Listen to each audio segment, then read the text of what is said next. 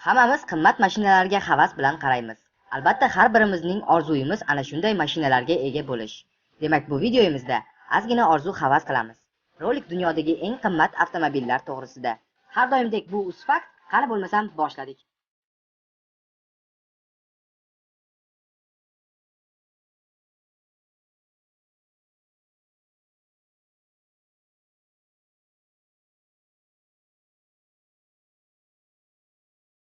Dunyodagi eng qimmat avtomobillar ro'yxatini biz nemis avtogiganti Mercedes-Benz mashinalarsiz tasavvur qila olmaymiz.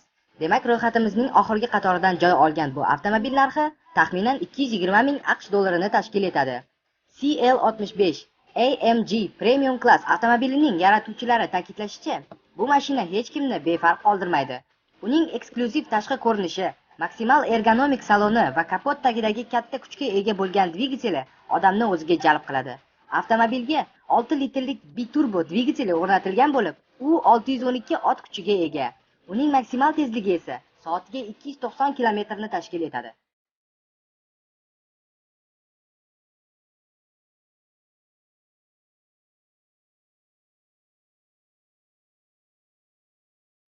Ro'yxatimizning 9-o'rnini Angliyada ishlab chiqariladigan superkar Aston Martin Vanquish egallagan. Uning narxi 280 ming AQSh dollarini tashkil etadi. Bu avtomobil 2012-yilda taqdim etilgan.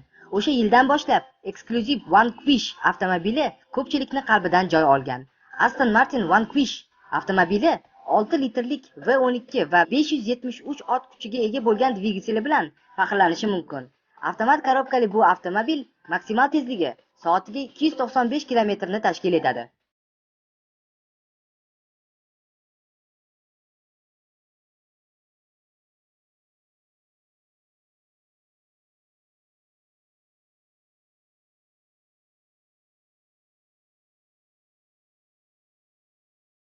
$310 ming AQSh dollariga siz Bentley Mulsanne avtomobilidan bahramand bo'lishingiz mumkin. Bentley Mulsanne qo'lda yig'ilgan hashamatli avtomobil bo'lib, u jiddiy odamlar va biznesmenlarning yaxshi ko'rgan mashinasi hisoblanadi. Bu mashinaning salonida hech qanday plastik buyumlarni siz topa olmaysiz, chunki ularning o'rniga hamma buyumlar sapfir shishasidan foydalanilgan. Mashinaning 4 rejimlik pnevma podveskasi har qanday yo'lda yo'lovchilar uchun hech qanday noqulaylik keltirmaydi. Mashina xuddi samolyot kabi tekis silkinmasdan yuradi. Avtomobil ishlab chiqaruvchilari bu mashinaga maxsus texnologiya qo'llashgan. 608 litrlik turbo dvigatel maksimal quvvatda ishlaganda 8 ta silindrni ishga tushirar ekan. Oddiy holatlarda esa u 4 ta silindrni ishlatar ekan. Bentley Mulsanne maksimal tezligi soatiga 305 km ni tashkil etadi.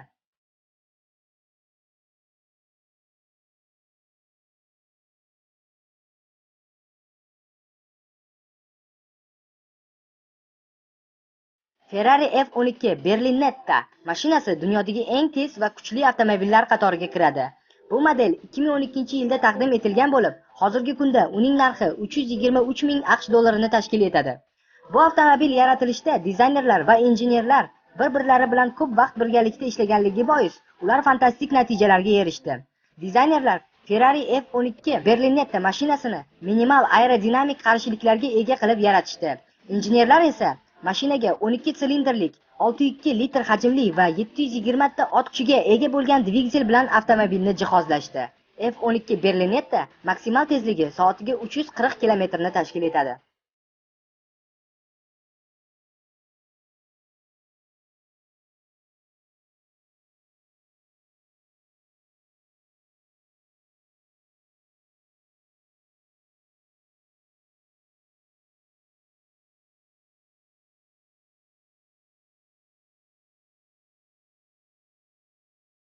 McLaren kompaniyasi o'zining P1 avtomobilini 2011-yilda yaratishni boshlagani to'g'risida aytishgan va 2013-yilda avtomobil sotuvga chiqarilgan. Angliyaning bu superkar avtomobil narxi 1,115 ming dollarni tashkil etadi. Mashinaning og'irligi maksimal yengil bo'lishi uchun uning kuzovi va saloni uglerod tolalaridan yasalgan. McLaren P1 biturbo gibrid dvigateli bilan jihozlangan. Dvigatel hajmi 308 litr bo'lib, u 727 ot kuchiga ega. Mashina soatiga 300 km maksimal tezlikka erishishiga 16 sekund vaqt kerak ekan.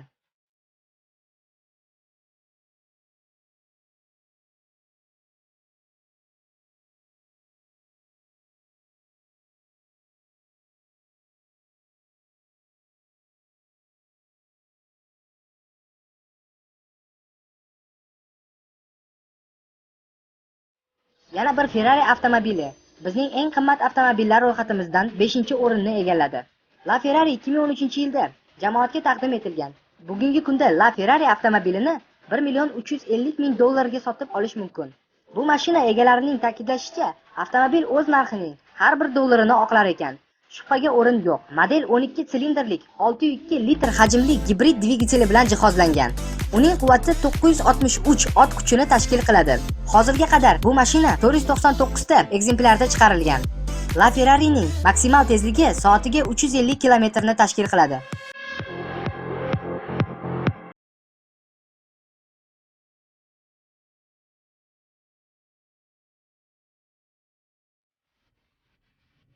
Italiya mashina sozlari superkar ishlab chiqarishda o'z ishini ustasi. 4-o'rinni egallagan bu eksklyuziv avtomobil Pagani Huayra bo'ladi. Bu avtomobilning yaratilishida bugungi kunning eng oxirgi texnologiyalaridan foydalanilgan. Mashinaning o'rtacha narxi 1.440.000 dollarni tashkil etadi. Pagani Huayra mashinasining nomi qadimiy inklar tilidan olingan bo'lib, unda Pagani so'zi ma'budni, Huayra so'zi esa shamolni anglatadi. Shundan kelib chiqqan holda avtomobilning nomini biz shamol ma'budi desak bo'ladi. Yana bir narsani ta'kidlash kerakki, Pagani Huayra mashinasining eshiklari qushlarning qanotiga o'xshab ochiladi.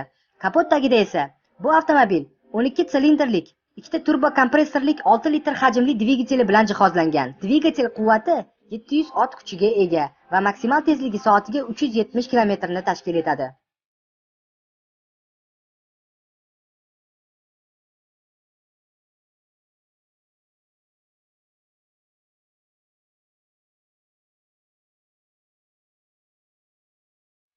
Why some say the moon? I choose this as our goal. Keyingi eng qimmat avtomobillar ro'yxatidan Hennessy Venom nomli avtomobil joy olgan. Aynan shu avtomobil dunyoda eng tez yuradigan mashina rekordini olgan. 2013-yil fevral oyida Venom GT avtomobil tezligi soatiga 427.6 km deb qayd qilingan va bu natija bilan u Guinness rekordlar kitobiga kiritilgan. Oradan 1 yil o'tib 2014-yili avtomobil soatiga 435.3 km tezlikda harakatlanganini aytib o'tishadi. Lekin bu natijalar ofitsial ravishda qayd etilmagan. Bugungi kunda bu avtomobil maksimal komplektatsiyasining narxi 1.650.000 dollarni tashkil etadi. Venom GT 8 silindr va 2 ta turbo kompressorlik 7 litr hajmli dvigatel bilan jihozlangan. Bu avtomobilning quvvati esa 1244 ot kuchiga ega ekan.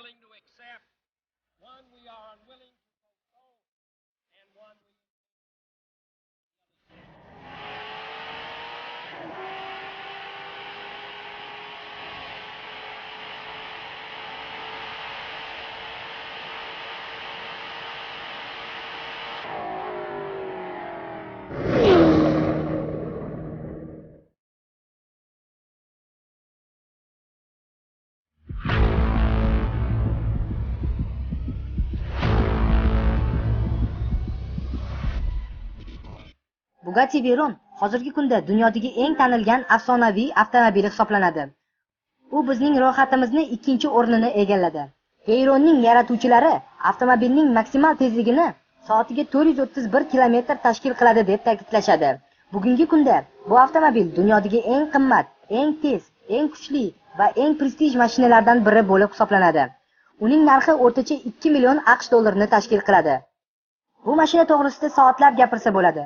Uning dizayni, ergonomikasi, ishlatilgan materiallar sifati hammasi eng yuqori darajada qilingan. Bu avtomobil soatiga 100 km tezlikka yetishi uchun atiga diqqat 2,5 sekund vaqt talab qilinar ekan. Buni tasavvur qilib ko'ring. 2,5 sekund ichida u soatiga 100 km tezlikka chiqa olar ekan. Veyron dvigateli 8 litr hajmli bo'lib, u 1200 ot kuchiga ega.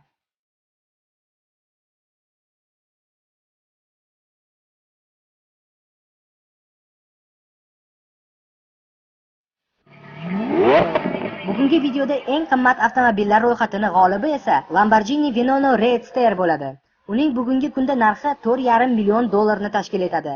Lamborghini Veneno avtomobili hammamiz yaxshi biladigan Lamborghini Aventador mashinasining davomchisi, yaxshilangan versiyasi hisoblanadi. Bu mashina ham avto dunyosidagi afsonaviy avtomobillardan biri deb hisoblanadi.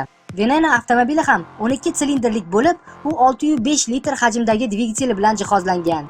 Bu dvigatel quvvati 750 ot kuchiga ega. Avtomobilning maksimal tezligi esa soatiga 355 km ni tashkil etadi. Soatiga 100 km tezlikni u 208 sekundda erisha olar ekan. Ko'rib turganingizdek, bu avtomobil 2 yoki 3 o'rin avtomobillaridan xususiyatlari pastroq bo'lsa-da, narxi qimmatroq ekan. Buning sababi Lamborghini kompaniyasining brendi bo'lsa kerak.